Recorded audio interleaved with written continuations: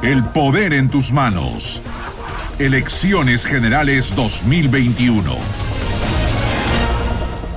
Bueno, ayer en medio de la presentación y el pronunciamiento que hizo el presidente Vizcarra tras el ofrecimiento de disculpas y la circunstancia que él define en esta crisis política, firmó en vivo, digamos, una ley, una iniciativa que finalmente fue aprobada en el Congreso de la República, porque uno de los argumentos que había es que se estaba dilatando el refrendar esta ley que ya había sido aprobada en una primera legislatura, y era la ley que está vinculada a que se impida que los sentenciados en primera instancia no puedan postular a ningún cargo público. Finalmente ya se promulgó la reforma constitucional, es un hecho claro y preciso, y tenemos al doctor Virgilio Hurtado, experto en Derecho Electoral, profesor de la Universidad Nacional Mayor de San Marcos, para hablar de este tema y los alcances de la misma, porque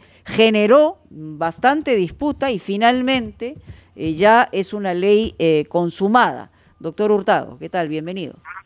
Buenos días, gracias por la invitación. Sí, efectivamente, como bien lo has mencionado, se trata pues de una ley que, bueno, de una reforma constitucional que incorpora dos artículos, el artículo 34A y el artículo 39A. El primero está referido a los derechos políticos, estableciendo como una limitación el impedimento de postulación a cualquier cargo de elección popular de aquellas personas, ciudadanos, sobre las cuales haya recaído, ¿no?, una sentencia condenatoria en primera instancia por la comisión de un delito doloso.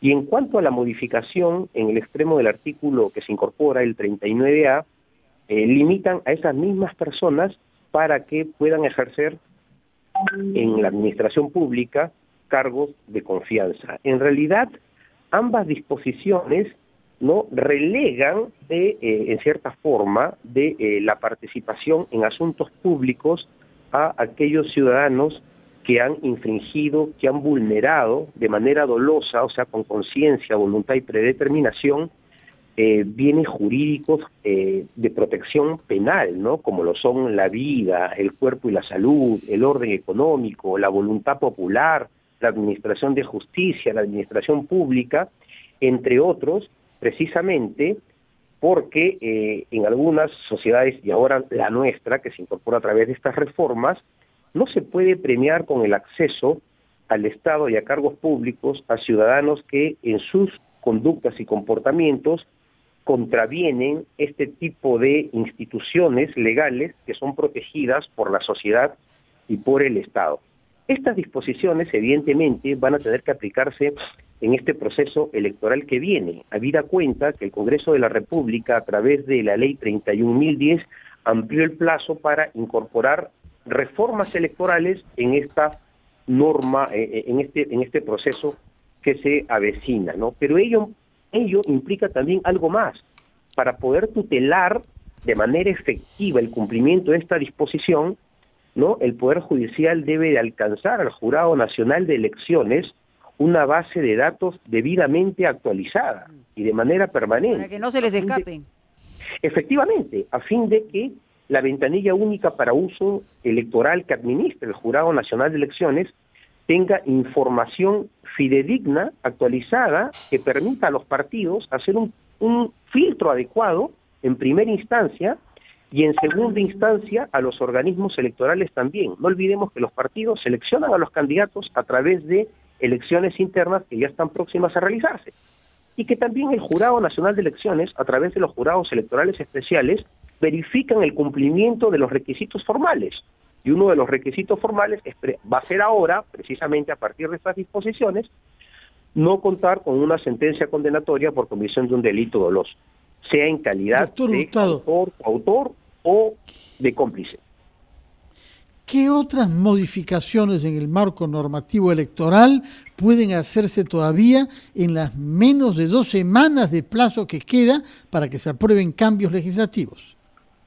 Bueno, efectivamente, el Congreso, a través de esta ley 31.010, amplió a 6 meses la posibilidad de hacer modificatorias, a 6 meses de la publicación de esa norma, que fue el 27 de marzo del presente año. O sea, la ley entra en vigencia al día siguiente, el Congreso tiene hasta el 28 de septiembre para poder incorporar modificaciones legislativas. Bueno, están pendientes modificaciones de carácter adjetivo, procesal, ¿no? que coadyuven a que este procedimiento se adecue de la manera más lo mejor posible a estas condiciones en las que nos encontramos en el marco de la pandemia.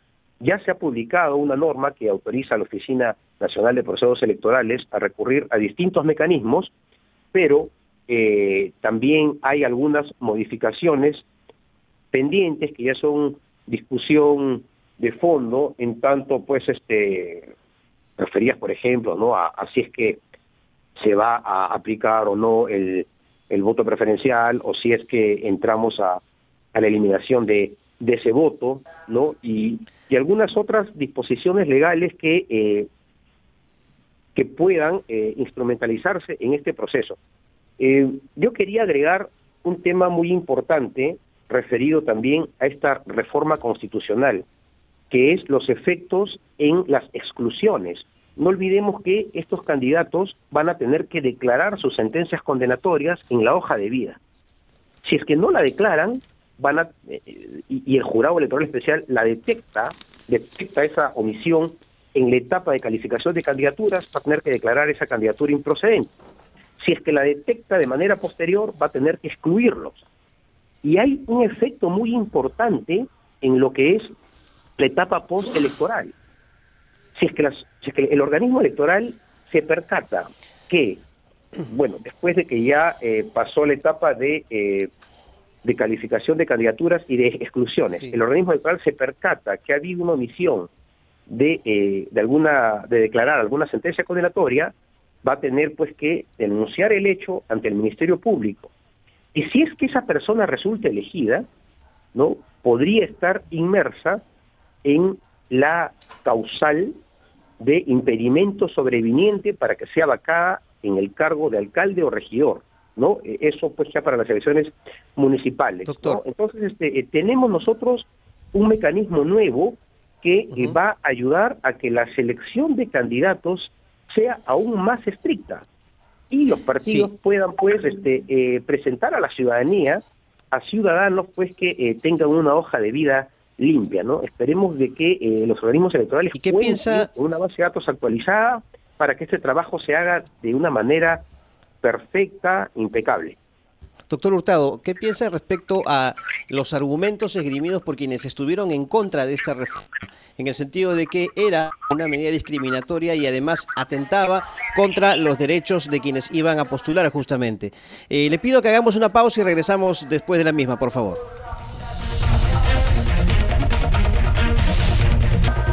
Seguimos en ampliación de noticias. Estamos Fernando Carballo, Carlos Villarreal y quien habla Mónica Delta en RPP La Voz del Perú, conversando con el doctor Virgilio Hurtado, experto en Derecho Electoral, a propósito de que ya entró en vigencia al día siguiente de su publicación esta ley que prohíbe a sentenciados en primera instancia postular a cualquier cargo público.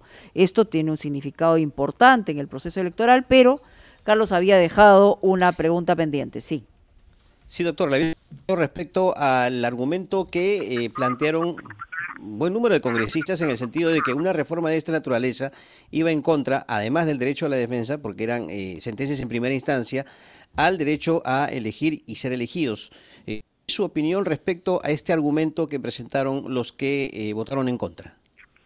Sí, antes quería agregar de que este debate no ha sido pacífico. No olvidemos que en el Congreso anterior también se presentaron algunas iniciativas, ¿no? He estado revisando en la página web.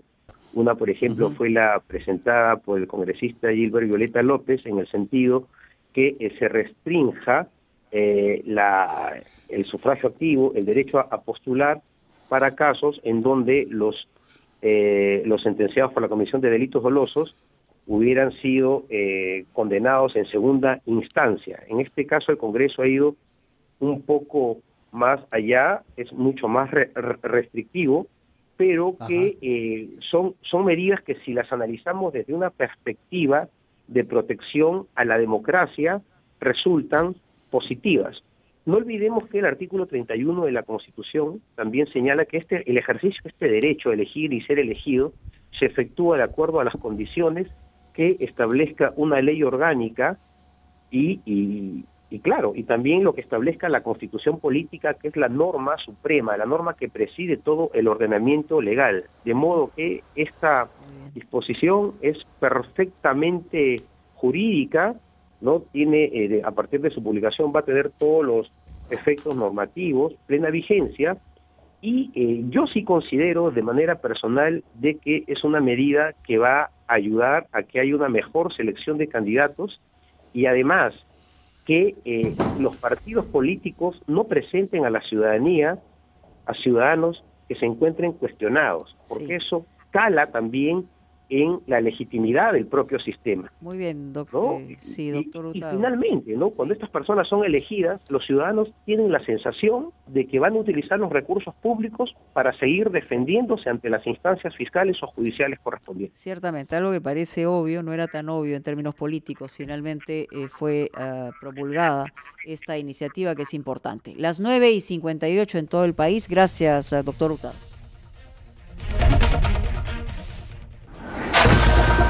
El poder en tus manos. Elecciones Generales 2021. Un par de datos para compartir con Fernando, con Carlos, por supuesto, antes de despedirnos y antes de darle el pase a Mauricio Fernandini. Uno de ellos es que Fuerza Popular, a través de Ditel Columbus, ha anunciado que no estará a favor de una censura de la ministra de Economía, cosa interesante desde el punto de vista de la votación en el Congreso que se debe dar el día de hoy, ¿no? Porque hoy se definirá si censuran o no a la titular de ese portafolio. Y el otro dato